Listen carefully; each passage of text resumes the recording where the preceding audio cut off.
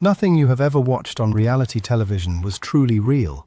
Not the tears, not the fights, not the moment someone finally snapped on camera. That screaming match you remember, it may have been assembled from 3 separate days of footage, stitched together by an editor working to a deadline.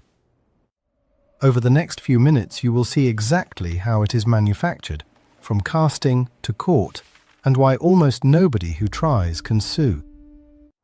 It starts months before filming. Casting teams are not hunting for interesting people. They are assembling a group that will predictably collide on camera repeatedly. Applicants sit through psychological screening, and the results do more than protect anyone. They tell producers precisely which emotional buttons are worth pushing on camera later. Every cast has its roles: the villain, the sweetheart, the wild card. Those parts are often decided in the casting room before a single episode is shot. Nobody hands you a script. They simply seat you beside the person most likely to set you off, then wait patiently with every camera running. And casting is only the setup. What happens once filming actually begins is engineered to strip your judgment away before you notice it is going. Phones go first, clocks vanish, watches are collected, and the outside world simply stops existing from the moment production takes away every contact you had. Then sleep goes, shooting days run long and start early, because a rested person thinks carefully before speaking and an exhausted person simply reacts on camera. Alcohol is freely available, food sometimes is not, and the only people left for you to talk to are the ones being filmed right alongside you. Producers are never silent either. They ask leading questions from off-camera, plant suggestions, and circle a topic until somebody finally gives them the reaction they wanted. Even confessionals are constructed.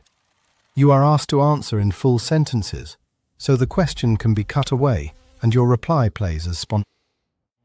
All of that produces hours of usable footage. What turns it into a story happens somewhere you will never see, long after everyone has gone home. The technique is called Franken-Bidding. Editors splice words and part sentences from completely separate recordings into one single quote that the person never actually said aloud. Contestants get asked the same question repeatedly across many weeks, which quietly builds a library of fragments that an editor can later assemble into anything. Action shots are borrowed too. A raised eyebrow from one conversation gets quietly dropped into another, and suddenly somebody looks guilty of something they never did. The people doing this are not villains. Story producers are underpaid, overworked, and told to deliver a compelling narrative within days, whatever the footage actually said. And here is the part that stops most complaints dead before they start. You agreed to all of it, in writing, before you ever arrive. Before a single camera rolls, you sign a contract longer than the show's entire shooting schedule. Almost every clause inside it exists to protect them. The first is fictionalization. It permits producers to portray you in ways that are false, misleading, even entirely invented, and you accept that risk up front. One married couple sued for $8 million, alleging the edit recast a husband with autism as an abuser.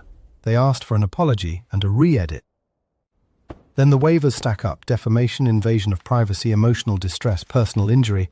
Participants routinely sign away their right to bring any of those claims. Confidentiality carries real teeth. Leak the ending, and penalties can reach $5 million. One production pursued a former contestant for $4 million in arbitration. Which raises the obvious question: if the contract really is that one-sided, why has nobody simply taken the whole thing to a judge and won?